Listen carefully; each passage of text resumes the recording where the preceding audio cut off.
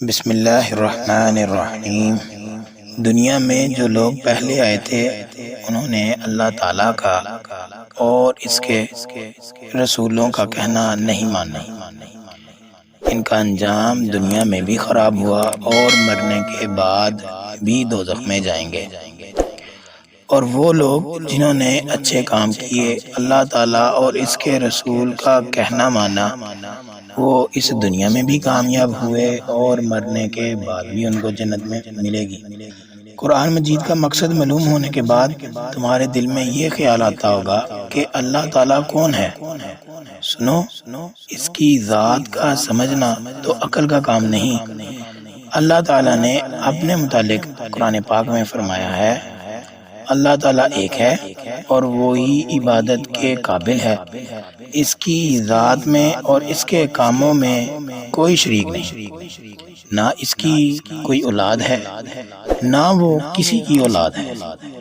وہ آسمانوں اور زمین کا نور ہے، وہ ہمیشہ سے ہے اور ہمیشہ رہے گا۔ اس کو نہ نیند آتی ہے نہ اونگ۔ آسمانوں اور زمینوں میں جو کچھ ہے سب اسی نے پیدا کیا ہے، بغیر اس کی مرضی کے کوئی اس کے سامنے کسی کی سفارش بھی نہیں کر سکتا۔ جو کچھ ہونے والا ہے اور جو کچھ ہو چکا ہے سب اس کو معلوم ہے۔ آسمانوں اور زمین میں کوئی چیز ایسی نہیں جو اس کے علم میں نہ ہو۔ وہ اس کا انتظام کرنے سے تھکتا نہیں۔ آسمانوں اور زمین میں جو چیز ہے وہ اس کی تعریف اور پاکی بیان کرتی ہے۔ فرشتے اللہ میاں کی بہت بڑی مخلوق ہیں اور بہت طاقتور بھی ہیں۔ ان کی شکل و صورت کیسی ہے یہ اللہ ہی بہتر جانتا ہے۔ فرشتے اتنے زیادہ ہیں کہ ہم ان کی گنتی بھی نہیں کر سکتے۔ یہ فرشتے کچھ کھاتے پیتے بھی نہیں کیونکہ اللہ تعالیٰ نے ان کو ایسا ہی بنایا ہے۔ یہ صرف اللہ کی عبادت ہی کرتے رہتے ہیں۔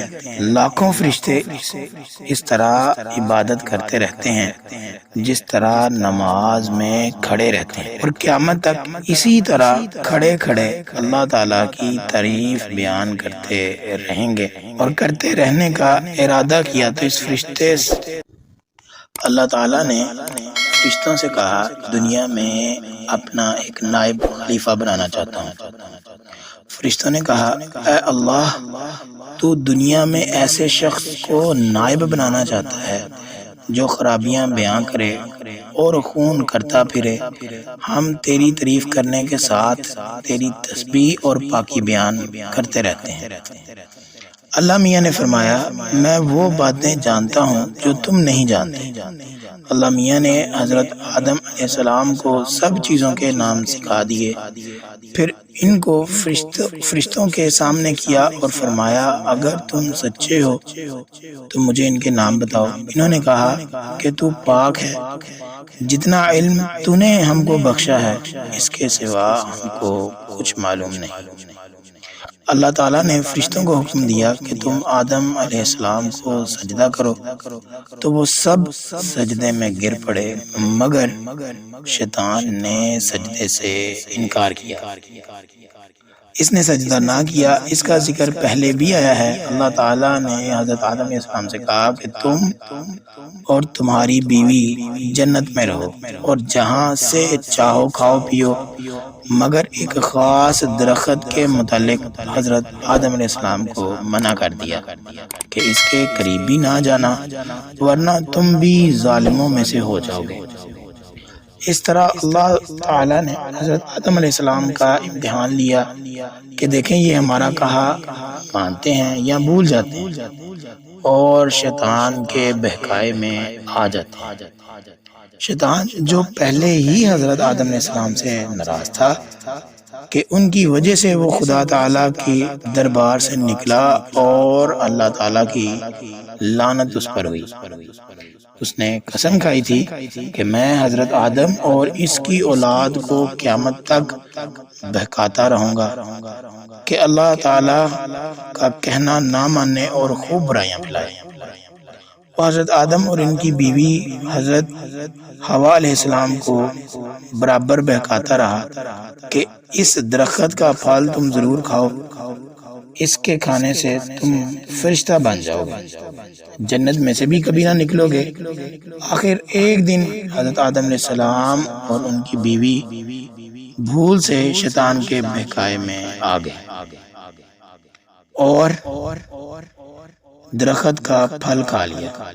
پھل کھاتے ہی دونوں ننگے ہو گئے اور جنت کا لباس ان کے بدن سے غائب ہو گیا، اور وہ جنت کے پتوں سے اپنے بدن کو چھپانے لگے۔ اللہ تعالیٰ نے حضرت آدم علیہ السلام سے کہا کہ ہم نے کہہ دیا تھا کہ اس درخت کے پاس بھی نہ جانا اور شیطان کے کہنے میں نہ آنا، وہ تمہارا دشمن ہے، تم اس کے کہنے میں آ گئے۔ اب تم اور ہوا جنت سے چلے جاؤ اور دنیا میں جا کر رہو۔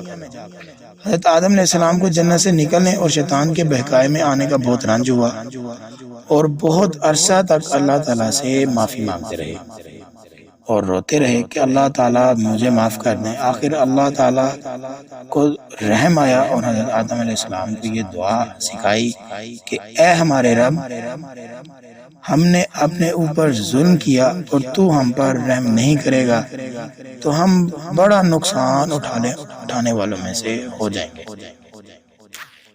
تو حضرت آدم علیہ السلام نے یہ دعا بہت گڑ گڑا کر مانگی، اور اللہ تعالیٰ تو بہت رحم کرنے والے ہیں۔ جب کوئی بندہ گناہ کر لیتا ہے اور سچے دل سے توبہ کر لیتا ہے کہ اے اللہ یہ گناہ تو مجھ سے غلطی سے ہو گیا، آئندہ ایسا نہ کروں گا، تو وہ معاف کر دیتے ہیں۔ چنانچہ حضرت آدم علیہ السلام کو بھی اللہ میاں نے معاف کر دیا اور پھر کہا کہ تم اور تمہاری اولاد دنیا میں رہو، اور یہ بات یاد رکھو کہ جب میری طرف سے کوئی نبی صلی اللہ علیہ وسلم میری ہدایت لے کر تمہارے پاس آئے تو تم اس کا کہنا ماننا جو میرے بھیجے ہوئے نبیوں کا کہنا مانے گا۔